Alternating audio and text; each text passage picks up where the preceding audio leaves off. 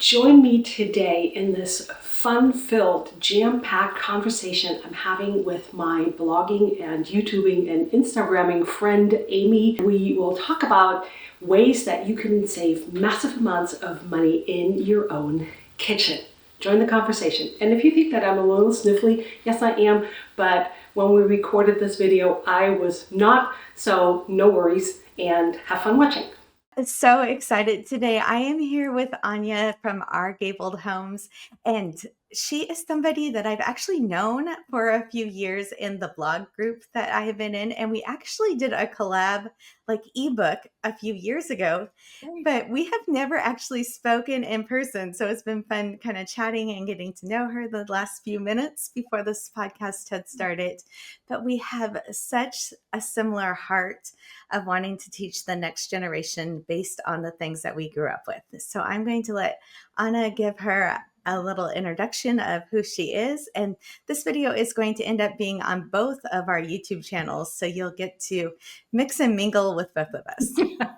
Yeah. Hey, Amy, this is so fun. I can't believe how much I love these real life. I mean, we're still connected through some screen, but at least in sync, and we're talking, and this is super fun. I mean, you were all over the place on social media, so it's hard not to see you and your strawberries in a jar, which I hope we will talk about a lot, because I think that's what got you here and got you to where you are.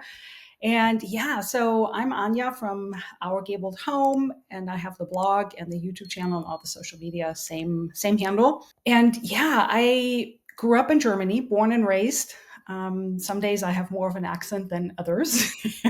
My grandparents were super influential in their ways, and it wasn't really known to me at the time, but they were pretty self-sustaining, and they were probably organic. They had a huge garden where they grew vegetables and fruits and all sorts of herbs before organic was even a word. So that was in the 70s and 80s in Germany. And because they had lived through wars, they needed to be frugal. They couldn't afford to throw anything out, and they were super frugal, partly out of necessity and partly because that was you just couldn't do it any other way. And when I came to this country, partly because I was missing German food, but I've always been interested in DIY and making stuff myself. And when I go to the store and I see beeswax wraps for $20, like 2 or 3 little ones, I turn the whole thing over and I'm like, oh, beeswax, pine rosin, and jojoba oil, I bet I can make those myself. And I did, and it worked. And so that's how I grew my blog, because then I wanted to teach other people. I found another blogger, and she was doing that. And I was thinking, oh, she's doing all the things that I'm doing, except for she's writing and showing people on YouTube what she's doing. And then I did that, and that started me. And yeah, and so that's my background. It's kind of fun since we were in that blog group together, but I actually knew you before then on YouTube because you inspired our kitchen. My husband did our entire kitchen remodel, and it is white on white on white. And when we were working with the kitchen designer, I designed everything, but we were working with the person that we were picking out the cabinets with. He was like, "No, you don't want white. You don't want white on white." And I'm like, "No, look at this YouTube channel. I want white on white on white, and the glass cabinets, all the things." So it's kind of fun. And that was before I even started YouTube. So I actually made this random studio that we didn't even know that YouTube and Instagram and all those things were going to be in our future. But it was from your kitchen. That's so fun. I never knew this about you. Yeah. I mean, we designed this kitchen kind of because we wanted it to feel like it could have always been in this 1910 home. But if you ever have lived in an old house, there's no straight walls and no 90-degree angles. So my husband had to do a lot of work to convince straight cabinets to go into not straight corners. Yeah, my husband did all of this too over the pandemic. Amazing. And he's never remodeled a kitchen or remodeled anything. So it's everything that you learn on YouTube. But so That's kind of fun that we did it. But a little bit of my background, I grew up on a 200-acre farm, and it's a fifth generational farm here local to where we live now in the Seattle area. So I've never really moved away besides for 3 years during college. And so I've always been in this area. And we're actually listing our house to sell to move for the first time, like ever in our life, closer to family on the other side of our state, which will have a warmer climate and not rainy and drizzly, and which will be really nice. I'm excited about some of the things that we can grow over there that we can't grow here. My big thing is I help families save money on groceries by reducing their food waste. So I have tips and tricks for every single produce item to get them to last for weeks. And then you don't waste the produce that you're buying, because the average family throws away over 40 to 60% of the food that they buy. So, and I think even before produce ever hits the stores, I think there's a lot of waste. I heard something more like 60-70% of all produce grown is wasted, either because it doesn't look great, but then once it hits the kitchens, people don't store it properly, and then it goes bad, and then you throw it out, and it's sad. Yeah. So one of the videos that I was watching of yours just yesterday was your cabbage roll video, which just brought me back so many fond memories of my grandma making cabbage rolls. She had 8 kids, and that was like something that she made all of the time. And I thought it was kind of interesting that we make them totally different than how you make them. And so I want to try some of the ways that you were making them, because we don't brown them in the pan. Yeah, tell me quickly how you make them, because when I do things, I always think like that's how everybody does it, but apparently not. So I'd love to hear how you make them. Yeah, so I want to try browning them in a pan. And next time, the way that you did it in your video, we'll make sure to link that in the description too, if you want to check out the cabbage roll video. I'll link yours so that people can compare them. And I mean, this is not a competition, but No, it's just fun. Yeah, it's just fun to see like recipes that we grew up with. But we bake them. So, and then I do huge batches at one time. So normally in the fall when the cabbages are coming in. And so we bake them with like a marinara sauce, not a broth. Right. So it's different, but like making the cabbage rolls and like everything that you put in it, it was like so similar to like what I would do. But I batch cook them, and then I put them in the freezer. So then I pull them back out like all winter long. So it was just kind of fun seeing like a different recipe of the same thing, but it just brought me back to thinking about my grandma too, which was neat. Yeah, and that's one way to basically preserve, I mean, in quotation marks, preserve the cabbage, because now it's in a cabbage roll and you can eat cabbage all winter long without having to, I don't know, do something else with it.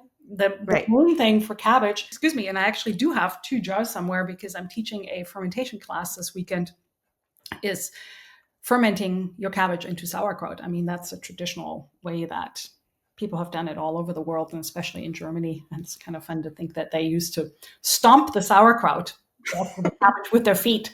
So I'm always thinking when people are like I'm not promoting unsanitary practices, but especially when it comes to fermentation, I'm always aware of the fact that the good bacteria like to outcrowd the bad bacteria and whatever else is on your feet you don't want to know. But it can't be bad for humans, otherwise I would have aborted that practice. Yeah, well, wine too. They used to do it that way, but yeah, my grandma used to make it in the big, huge crocks every year to preserve it. So I just do it in quart jars, and it's in my refrigerator now. It's just kind of fun. And then another video I was watching that I thought was really interesting is I've never seen white asparagus before. And you were talking about how that's like more common in Germany, and we have white, or here in Washington, we also have purple asparagus. Yeah. You do see the purple asparagus, but I don't know if you watched that part of the video, but Germans actually have a 5th season, and that's the asparagus season, because everybody goes crazy over white asparagus. It grows in Germany. And the reason it's white is because typical asparagus just comes out of the ground and then the chlorophyll turns it green. But the white asparagus, you pile the soil back on, so it stays underground and never sees the sunlight, and it keeps on growing and growing, and that keeps it white. So the taste is a lot more delicate. And you get it all over the restaurants and everywhere. And I absolutely love it. It's not cheap, but when I can find it, I will buy it. Typically it's from Peru when you get it here, but it's oh my gosh, it's just And for me, it's a way to stay connected to my roots. And when I get homesick, I cook German food. I cook recipes from my grandma. I understand Right? that. I know. But I know. you were talking in the video, you were talking about how like you need to cook the asparagus like that day or the next day when you get it from the store. You can actually get asparagus to last for a month if you Oh, wow. store it properly. Okay. So I That's the um, thing. yeah, it's a good trick that I know. So you break off the woody end from Mhm. the soft end, the not woody end, and then you put them in a glass jar. There's some parsley here. This will also last about 6 weeks, but you put it in a glass jar. And then make sure it's filtered water, like water you would drink, not Right. your tap water that has too much chlorine in it. Mine has too much chlorine in it, Yeah, and it will stay fresh for about a month in the refrigerator. oh, And then about every 10 days, I just cut off a little bit of the end and it opens up the vascular system of the plant again. So it just keeps refreshing. So asparagus and broccoli last like that when you store it in the refrigerator. And then parsley and cilantro will last for over that. So like 6 to 8 weeks in the refrigerator. So this is a month old right now. amazing. Yeah, I think Yeah. I did something similar because I have a very tall plastic bowl, if you will. I use that for making whipped cream because I don't buy whipped cream in the store. I whip my own. But this is one from Germany, and it's perfect because you can stand the asparagus upright, the bunches of asparagus. Mhm. And then I was educated because people like to educate me in my videos and in the comments that you do that with the green asparagus, but not with the white asparagus. You wrap that into a wet towel. Mhm. So, but I did it the same way. I didn't cut off the woody ends. I just got it from the store, put it in the container and put it in the refrigerator because I thought to me that made a lot of sense, but maybe I'll try out different methods and see if it affects asparagus differently. And then I'll Yeah. circle back to you and let you know. The white, It's just a 1/4 inch of the bottom that you cut off and it breaks off or it refreshes the end like you would for flowers, but it right, makes because there's too it much makes air it in it or something, right? And yeah, it then calluses over is yeah, the yeah. technical term for that. But I'm not normally technical. But sometimes it makes a huge difference being accurate and technical. Yeah. Yeah, but whenever I like get parsley or cilantro out to make it for a meal, then I just like, oh, it's probably time I need to just chop off the end of that and then Yeah, I yeah. put it And back you're in the starting to get a refrigerator. little limp. Yeah, yeah, but it does matter the water that you put into the glass. So if you're using That's very good. chlorinated water, it will kill the plant. So I tell people too when they're making sourdough starter from scratch. I have a family generation old method that is very different from your feeding and discard method that most people use. But yeah, some people get mold or it doesn't ever really get started and doesn't get bubbly. And water can be one of the things. If you use tap water and it's highly chlorinated, the chlorine is in there for a reason to kill mhm. bad bacteria. So you're trying to grow the good bacteria, but chlorine doesn't differentiate between good and bad. It just kills everything. And Mhm. oftentimes I recommend that people try something filtered water or distilled water or water from the store just to get their sourdough started going. I can't wait. Really, I can't wait until we move and get settled after the summer and I can start my sourdough journey over again using your methods because I actually have my pandemic sourdough starter that Yeah. I had in the freezer because we got so tired of feeding it all the time and trying to figure out what to do with the discharge all the time. And I found out over the last couple of years that I'm diabetic. And so then I stopped making it because I wanted to eat it all the time and I needed to control things for a while. But Right. now I'm really excited about hearing your tips on making like English muffins and hamburger buns that I could like make a few and then put them in the freezer and not want to eat, all of them at a Yeah. time. Yeah. So tell us all of your sourdough tips. And I love that you have a book out and a course to teach us all of these things. Yeah. Okay. So there's a rabbit hole here for me. Yep, just go. I'll try to be reasonable about my rabbit hole. Okay. Making not too deep of one. But basically what I do, and if you want more information, because sometimes, I mean, I'm so immersed in this method, I can do all of this. I can talk about this stuff in my sleep. Probably I do. And I can make a sourdough starter in my sleep. I can bake my bread in my sleep. So I'm really familiar with my methods and everything. And for a lot of people, it isn't. And then they have a lot of questions. So what I recommend people do is, if you have questions, there's the link to the YouTube channel, and I have a playlist, and you can go to the playlist. You can also, I have a course, and we'll talk about at the end of the video a little bit more. And I have the book, but I'm just going to give you like a bird's eye overview of how I make it. What I do is basically I jump start my sourdough starter, and I do that with cultured buttermilk and flour. And this is one of the questions I get all the time. Can I use powdered buttermilk? I don't think so, because you need the life active cultures. If you buy a jar in the store or like a carton, it will say life active cultures. That's what you need. Also, same question. Can I use the one that you make from milk and vinegar? That's curdled, not cultured. So that won't work. You need the life active cultures, because we're using those cultures to jumpstart our sourdough starter. And I mix that up. And what's different about my method is that you don't need to measure anything. There is no timeline. There is no complicated instructions. I basically throw the two ingredients together, mix them up.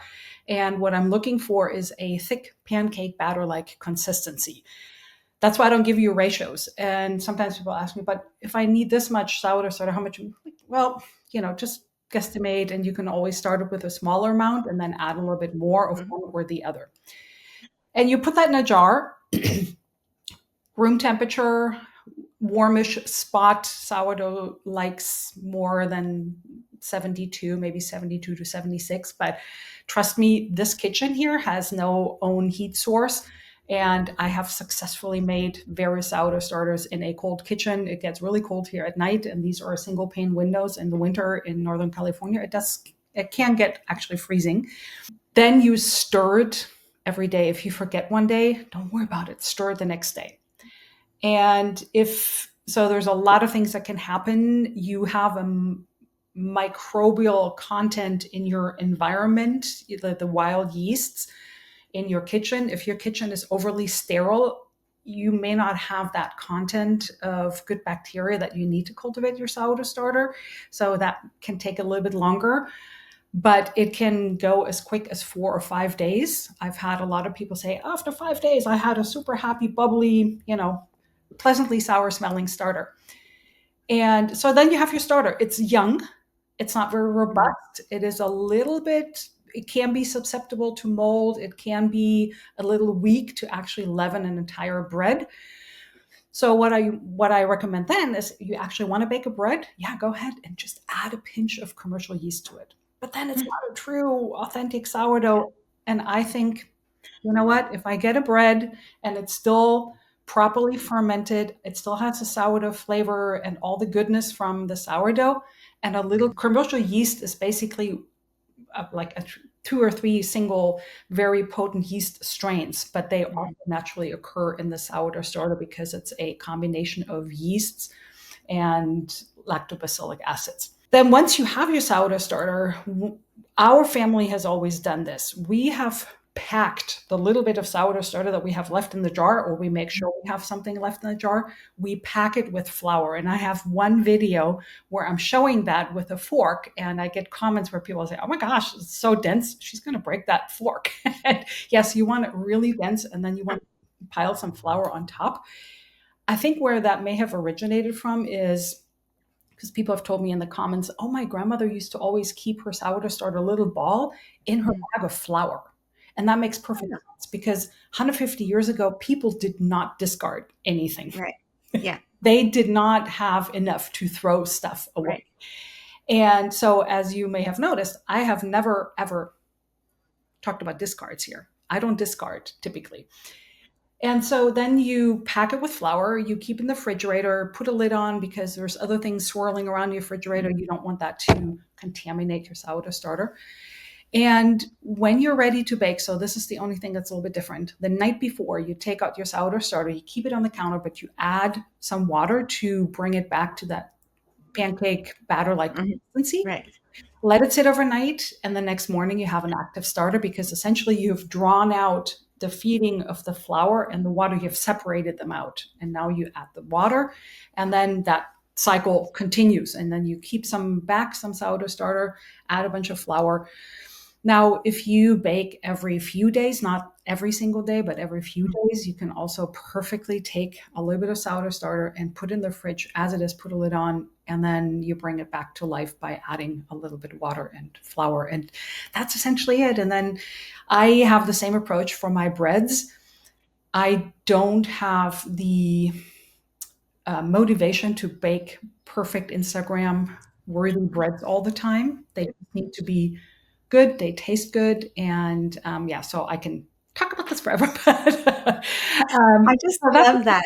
That's essentially my method. Like I swear we had 2 big gallons of starter going during the pandemic, and we were doing stuff with it. My kiddos were home and we were busy with it. But then life started again and we couldn't be baking all the time. And it's like, what do you do with all this, extra? And I finally it got too much. Sourdough starter should work for you, not you the other way around. And I know people put their sourdough starter in sourdough hotels because they feed it every day and then they do something with it or have discards.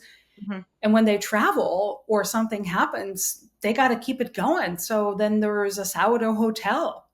And I believe that it should be the other way around. All the ferments, by the way, can adapt to your schedule. You can train them. I love that. Kefir, whatever you want to call it. I always call it kefir. I have a kefir that works for me, not the other way around. I love that. Yeah. I love that because that's been something I can't eat bread every day and I can't eat bread products every day being diabetic. So being able to start bringing this back into our diet, like we do the, we mill our own grains and stuff. So it's better for us, but still it's something that I'm trying not to eat every day. And then you have all this, extra sourdough. Like what are you so hard to do hear as a German because people joke that Germans eat bread with their bread. Yeah. We joke that one of my kiddos is a carbitarian, so they only eat carbs. But well, try the sourdough because I think the glycemic load is a little bit less on sourdough bread than on yeast or baking soda bread or baking powder bread. And especially if you use whole grain, it also slows down the absorption of the starches. So I have try that. Yeah, definitely found that over the years that I do way better with sourdough than anything else. Yeah. But when I bake it, I want to eat it all. So when I start baking again, we are literally listing our house in 2 weeks. Like all my fun strawberry stuff is coming out of the cabinets this week. Like our house is in boxes. But when we do move and get things set up again, I can't wait to get started. But I do a lot of meal prepping, breakfast items and putting them in the freezer so I can pull them back out. Tell us about your strawberries because I think that's how it all started, right? Strawberries is how it all started. It was technically blueberries that got this all started. But during the pandemic, there were so many moms that were scared to take their kids to the store or trying to only leave the house once every 2 weeks. And I was seeing all these moms on mom groups. I'm an older mom, my kids are grown, and I love being able to answer questions to younger moms. And that's a calling on my heart, I call it.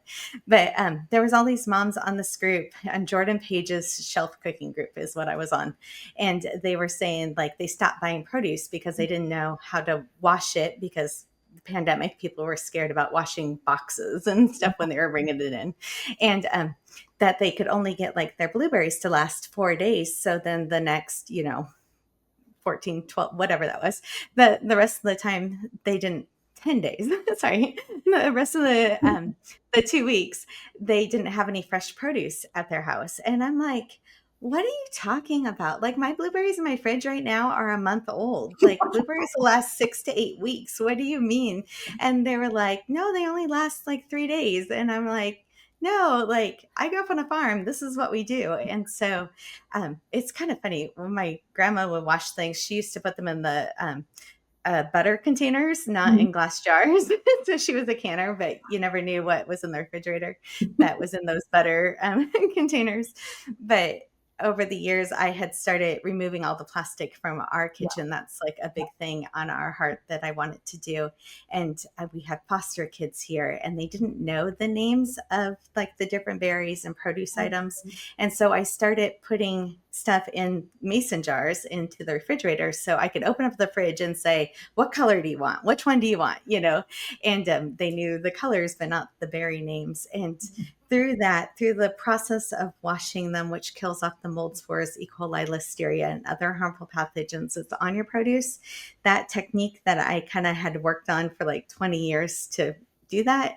And then over the last like 7 years, when we started putting everything in glass, I realized that, you know, raspberries and blackberries will last 2 to 3 weeks. Strawberries will last 3 weeks.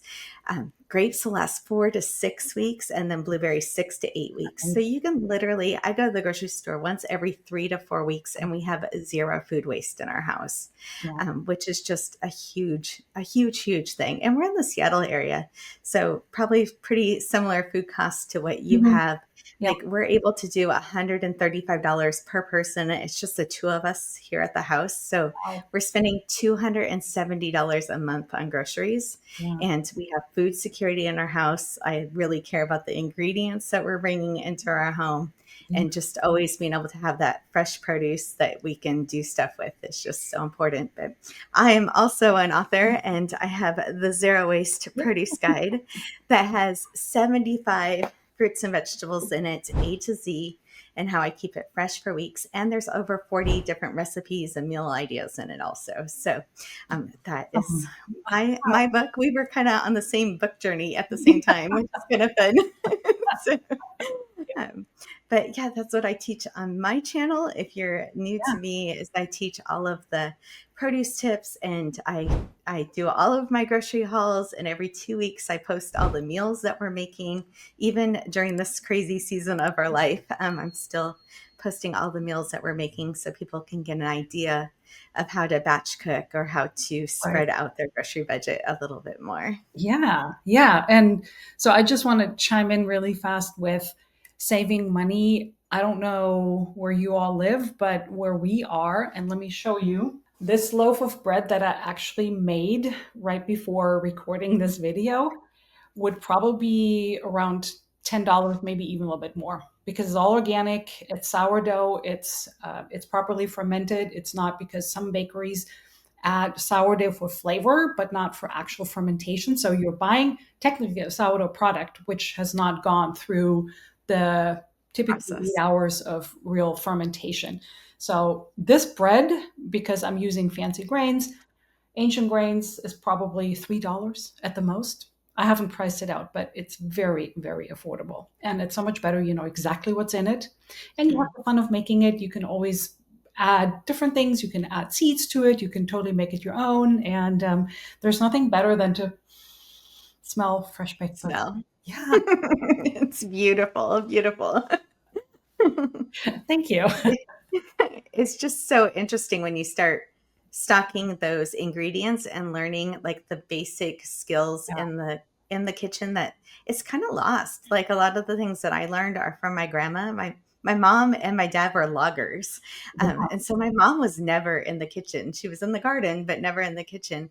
And we grew up in a multi-generational house where my grandma was always in the kitchen. And it's just interesting, like those things that I naturally grew up knowing, and, you know, not even really thinking about it being a thing, like stretching out grocery budgets, or, you know, making it last a little bit longer, or saving for the rainy day. Those kind of things are kind of a skill that's lost in my generation, and, you know, definitely the millennials, you know, also, I feel like I grew up with a lot of that knowledge, and because I was watching my grandparents, and my mom was a bit of a, you know, she likes to cook and she did a lot of things in the home. And when I was a kid, we did not have a lot of money. We actually had very little money. But I feel like we almost skipped a generation, because especially in this country, women were told that cooking and homemaking is drudgery, it's hard, it's no fun. And that is when the industry came in and said, oh, you can buy stuff from a can or Hamburger Helper or whatever have you. And so I feel like there's a generation that wasn't taught how to do things. And I find it really fascinating to think that in previous generations, the older generation would teach the younger generation how to do things. And now I feel like there is a younger generation that is growing up and interested in all these practices and learning about sourdough and preserving food and doing all these things at home. And they're teaching an older generation how to do these things. And that's really unheard of. It is, but thank goodness for things like YouTube, where we are being able to learn new skills and, pass them on through the generations, whichever way that's going. But, it's not they're so neat. where you're passing your knowledge. You can, and I love sharing what I know, and I love when I get emails or comments from people, especially in emails. They send me photos of their sourdough breads. I'm like, that warms my heart. And even if I don't always have the time to respond to all of them, I read them and I love them. And it just, yes, I do this full time, but that's really what feeds my soul, to know that somebody feels successful and has fun making their, sourdough breads or whatever it is in the kitchen. Yeah. We get on Instagram. Most of my following is on Instagram, but we get people with their produce spreads of, everything they washed that day. And that's kind of fun too, to, see, they're encouraged to buy more produce and have more produce in their family. And so we get those. It's kind of fun, but I try really hard. I read every single comment, and if there's a heart on it, I've done it, and we try to send out all the links. But just trying to answer questions, or I even build my content. If I happen to mention a recipe and somebody wants to know the recipe more, I probably don't have it written down. I'm really bad about, I'm going to use a little bit of this and a little bit of that and make something. Sure. And so then I try to go back. Yeah. I try to go back in and figure out, okay, well, this is the actual recipe. And then we normally will put it on the blog after people are asking about it. It's like our sloppy Joe recipe is one of them that I will make and batch cook and put in the freezer. So we have it all the time, and I'm loading it with vegetables and stuff. Mostly before we were trying to stretch the grocery budget out, it was because my husband doesn't necessarily eat vegetables on the side. So I sneak them into everything. And I did that with my kids. Yeah. And my grandma, when Mike's grandma lived with us, for her last chapter here, she was here for a year. I realized that she didn't eat any vegetables at all, at all. So she was completely different than my grandparents when it came to that. And so it was kind of fun learning all those, skills to sneak it into somebody's diet that was 95. I'm good about sneaking it into my husband's diet or kids' diets, but somebody that actually is what is that little green dot in there, So, but trying to sneak vegetables into my food. Yeah, but with the sloppy joes, it's kind of funny. I was just kind of cleaning out the fridge one day, trying to use up something that we had in there, and you can kind of use tomato-based kind of things any way you want to. And I had no, it wasn't marinara. I had some pizza sauce that I had left over that I had canned that was in the refrigerator that I wanted to use, and I added that to my sloppy joes, and it made it taste so flavorful, and it just really boosted up all the flavor in it. So now that's became my go-to, is adding the pizza sauce to the sloppy joe mix. So why not? Yeah, that's how why not? Are started. And that's how often I cook. I just open the refrigerator. We have French door. What's in there, what needs to be used. And then one time I had radicchio, which is not a very common vegetable, if you will, more like a lettuce. Yeah. And it is a little bit bitter. That's why a lot of people don't like it, but bitter is actually really healthy. And I thought, what am I going to do? And especially in Chinese food, they talk about the 5 flavors. And we typically have sweet and salty and maybe sour in the Western culture. So I added a little bit of balsamic vinegar to it, and the sweetness from the balsamic vinegar and the fermentedness, the slight umami, just totally elevated the whole thing, and then some goat cheese. And oh my gosh, and that as a pasta sauce, I mean, that was amazing. And I just basically cooked that up on the fly. And yeah, sometimes that's really how new recipes are started. Right, right. So what can you use that?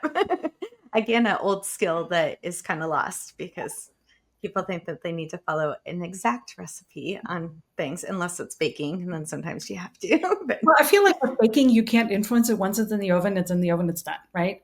yeah, You do need to follow recipes, and I do myself. But I also, with the bread, I kind of have a idea and a good feel for what the dough should feel like. And because I'm so intimately involved with the dough and the bread making.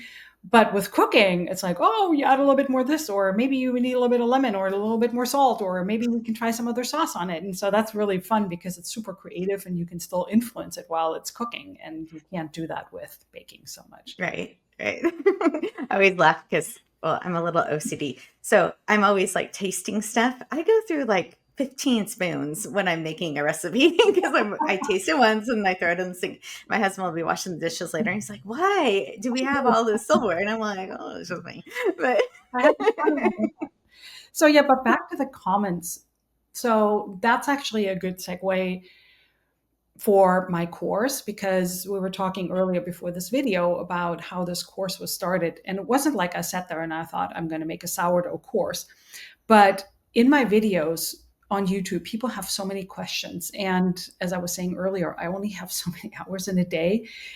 And even if I had an assistant answer some of the questions, some are so specific for the sourdough, and you really need knowledge about the sourdough, that I thought, you know what, I need to go dive a little bit deeper into the methods and the intricacies. And that's how my sourdough course started. And I also have a private Facebook group for the sourdough course, because sometimes people will tell me, oh, I have this, my sourdough starter looks like this and that. Has it gone bad? And it's really without a better description or a photo. And you can't leave a photo on YouTube comments. Mm-hmm.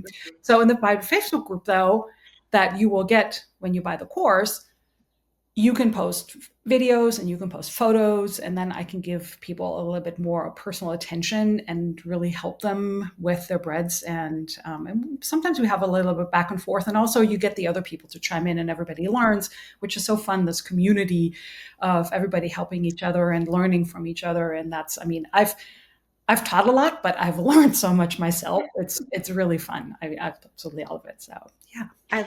I love Facebook groups for that. Like, yeah.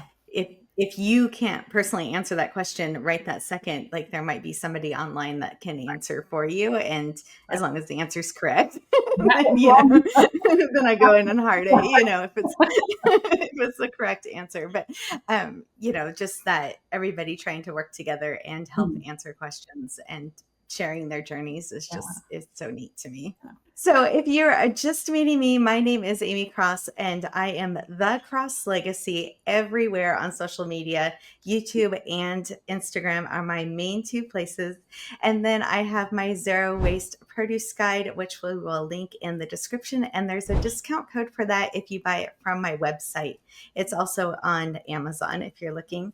And then I think we have some special information from Anya too. Yeah, so I'm Anya Eckert. I'm Our Gabled Home across all the platforms. I'm mostly on YouTube, where you can see my face, or on my blog. And I do have the sourdough course. And for the audience listeners of this video, I also have a 15% discount on the course. The link is in the description below, and you can find all the other links for where you can find me.